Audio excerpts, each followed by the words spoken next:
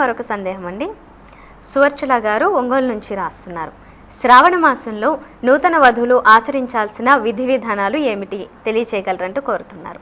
నూతన వధువు శ్రావణ మాసం, ఈ మాసమంతా కూడా పసుపు కుంకుమలని ముత్తైదువులకి అందజేసుకోవచ్చు. అలాగే ఆషాఢ శుద్ధ ద్వాదశి నుంచి శ్రావణ శుద్ధ ద్వాదశి వరకు ఒక వ్రతం ఉంది ప్రత్యేకంగా. ఆ వ్రతం పాటించినటువంటి వాళ్ళు దానిని ఈ శ్రావణ మాసం ప్రారంభం ఈ రోజు నుంచి ప్రారంభం చేసుకోవచ్చు. దానికి పండు తాంబూలము అని చెబుతారు. ఈ రోజు నుంచి ఈ నెల రోజుల పాటు లేదా ద్వాదశి వరకు ఎవరైనా ఒక ముత్తైదువకు పండు తాంబూలం ఇస్తే పండంటి పాపాయి పుడతాడు అంటూ ఆ వ్రతం చెబుతుంది. ఈరోజు శ్రావణ మాసం, ప్రత్యేకించి శనివారం కూడాను కనుక శ్రావణ శనివారం అనే వ్రతం ఆచరించవచ్చు. శ్రావణ శనివారం నాడు బియ్యం పిండి, నెయ్యి, ఆవు పాలు, బెల్లం ఈ నాలుగింటిని మేళవించి దీపపు కుంది వలె చేసి ఆ దీపపు కుందిలో 2 వత్తులు వేసి కరిగించిన నెయ్యి పోసి ఆ 2 దీపాలను వెలిగించాలి. ఆ 2 దీపాలు ఊర్ధ్వం వైపు ఉండాలి. అలా ఒకటి జీవుడు, రెండవది పరమేశ్వరుడు అనే భావనతో దీనికి శనివార దీప వ్రతం అని పేరు. నవవధువులు ఈ వ్రతాన్ని పాటించవచ్చును.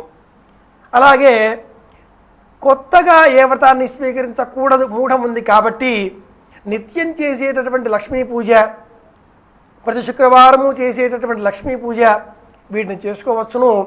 నూతన వధువు వీలైనంత మట్టుకు ఈ మాసమంతా కూడా ఆలయానికి వెళ్ళడం, శుభ్రమైన పరిశుభ్రమైన వస్త్రాలు ధరించడం, అందరితో ఆనందంగా మాట్లాడుతూ ఉండడం, దైవనామస్మరణ చేయడం, లలితా సహస్రనామావళి పారాయణం చేయడం, లక్ష్మి అష్టోత్తరం పారాయణం చేయడం, ఈ నియమాలన్నీ పాటిస్తే ఆ ఇంట్లో తప్పకుండా లక్ష్మీదేవి తాండవిస్తుంది అని చెప్పుకోవాలి. గురుగారు మరొక సందేహం అండి. వనజ గారు మంగళగిరి నుంచి రాస్తున్నారు. ఈ ఏడాది శ్రావణంలో మూఢాలు వచ్చాయి కాబట్టి నూతన వధువులు వ్రతాలు ఆరంభించకూడదా తెలియచేయగలరంటూ కోరుతున్నారు. నిత్యమైనటువంటివి, నైమిత్తికములైనటువంటివి, కామ్యకములైనటువంటివి అంటూ 3 రకాలు. ఈ శ్రావణ మాసం అనగానే మన గుర్తుకు వచ్చేవి 2 వ్రతాలు. ఒకటి మంగళగౌరి, రెండవది వరలక్ష్మి. ఈ మంగళగౌరి వ్రతంలో ప్రత్యేకించి అమ్మాయి కాటుకని సేకరిస్తుంది. ఆ కాటుకని కంటికి పెట్టుకుంటుంది.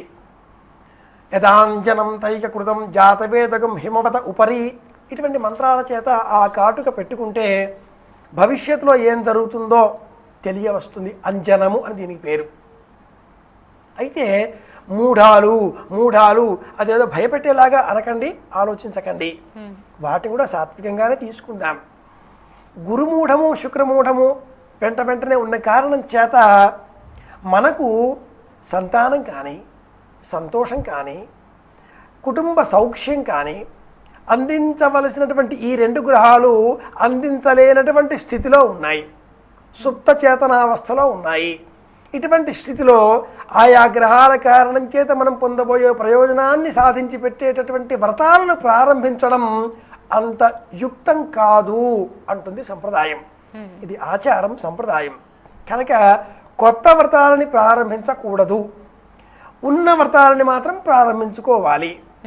నవవధువులకు వచ్చే సంవత్సరం చేసుకోవడం ప్రారంభం చేయడం మంచిది. లేదా నవవధువు అంటే గత సంవత్సరం వివాహమైన వాళ్ళు కూడా కొత్తగానే మనం భావన చేస్తే వాళ్ళు చేసుకోవచ్చును అని చెప్పాలి.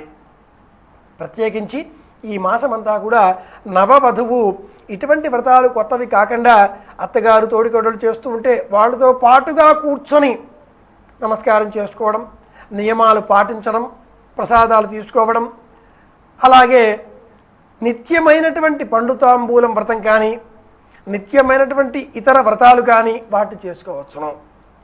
అంటే శ్రావణ సోమవారాలు శివాభిషేకాలు, శ్రావణ శనివారాలు శ్రీ వెంకటేశ్వర స్వామి వారి దీపారాధనలు, శ్రావణ శుక్రవారాలు లక్ష్మీదేవిని అర్చించడం, శ్రావణ ఆదివారాలు సూర్యనారాయణమూర్తిని స్తోత్రం చేయడం, ఇలా నిత్యములైనటువంటి వాటిని చేసుకోవాలి. కొత్తగా ఇది నేను స్వీకరిస్తున్నాను అంటూ రక్ష కట్టుకొని వ్రతం తీసుకోకూడదు. ఆ గ్రహాలు ఇవ్వవలసినటువంటి శక్తిని ఇవ్వలేని స్థితిలో ఉన్నాయి కనుక ప్రయోజనాలు మనం తక్కువగా పొందుతామేమో అనే ఉద్దేశ్యంతో 1 సంవత్సరం తర్వాతగా స్వీకరించడం మంచిది అని కూడా సంప్రదాయం చెబుతుంది.